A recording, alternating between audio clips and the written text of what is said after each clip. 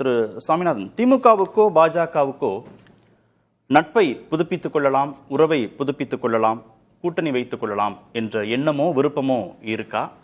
இல்ல திமுகவும் பாஜகவும் நெருங்கி கொண்டிருக்கிறார்கள், விரைவில் கூட்டணி மலரும் என்று திட்டமிட்டு கட்டமைக்கப்படுகிறதா?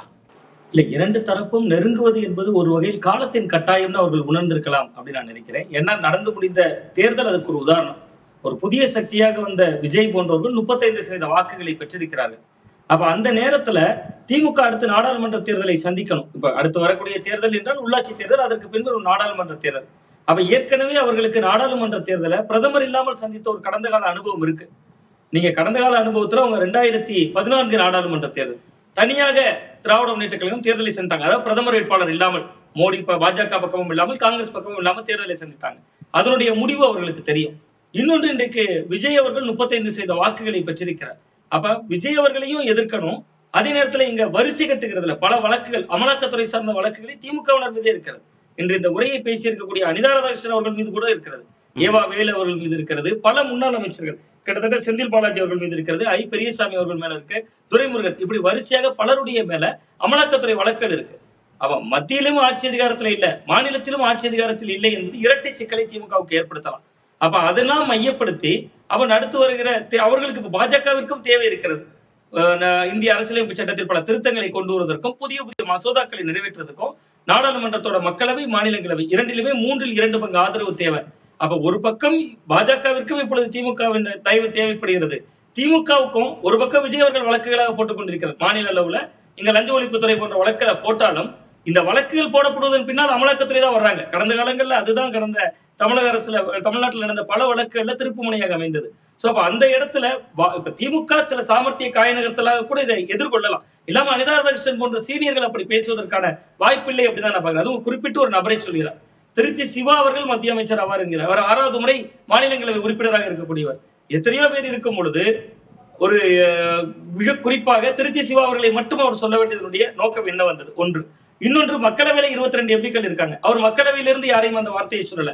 மாநிலங்களவையில தான் அவர்களுக்கு இப்பொழுது ரொம்ப முக்கியமா பெரும்பான்மை தேவைப்படுகிறது.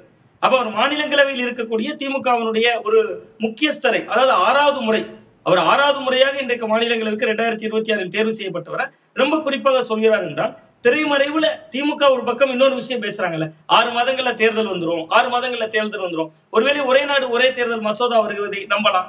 அப்படி பல விஷயங்களுடைய அரசியல் கணக்கில் திமுகவுக்கு இருக்கலாம்.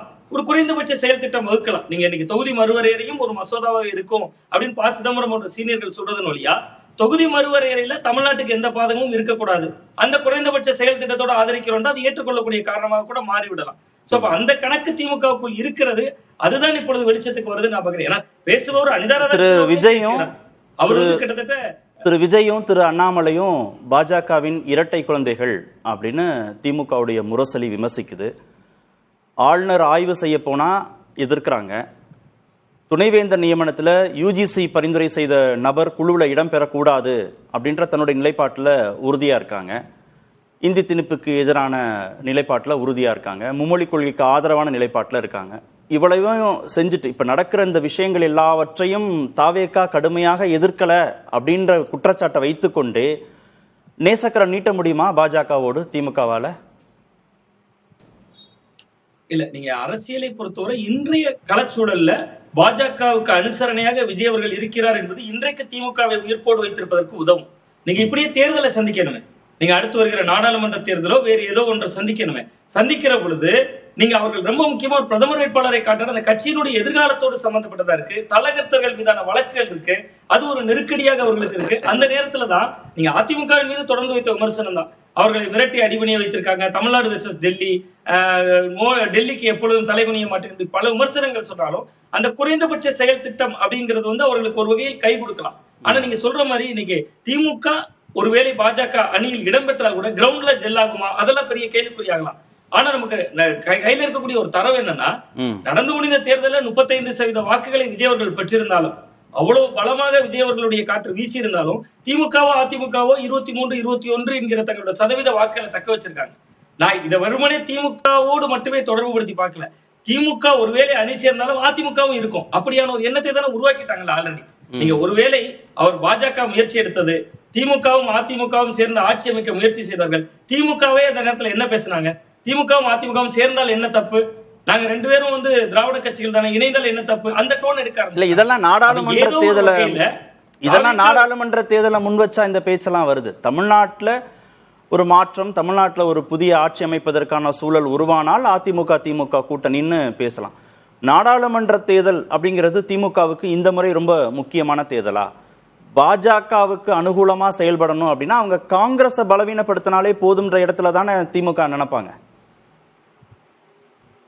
ஆமா, இல்ல கடந்த காலங்கள் வரையிலும் ஒரு 3வது அணி, அந்த 3வது அணியை பலப்படுத்தினாலே திமுகவுக்கு லாபம்.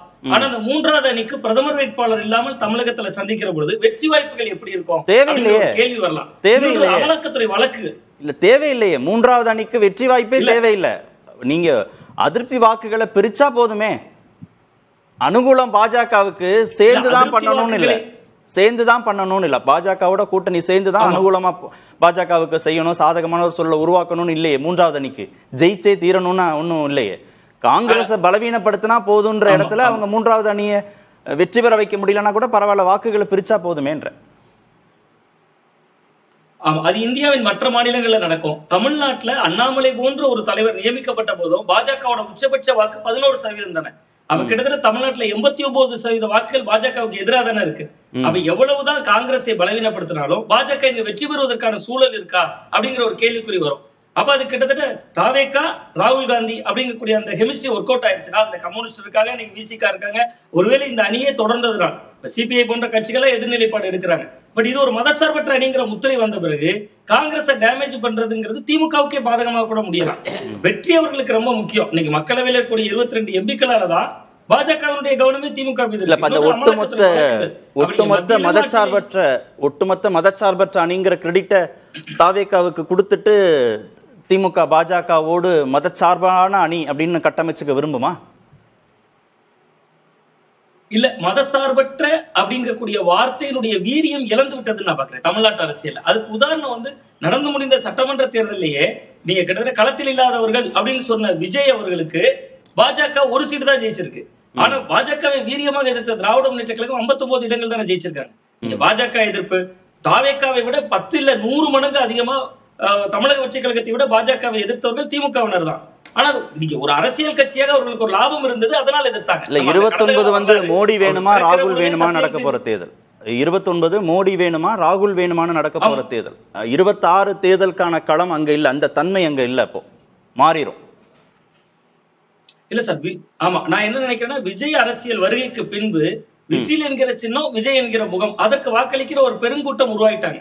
அதனால நம்ம அந்த கடந்த காலங்களை போல நாடாளுமன்ற தேர்தல், சட்டமன்ற தேர்தல் என்று அணுகுகிற தன்மையில ஒரு பெரிய தொய்வு இருக்கு அப்படின்னு ஒரு உள்வாங்க. ஓகே.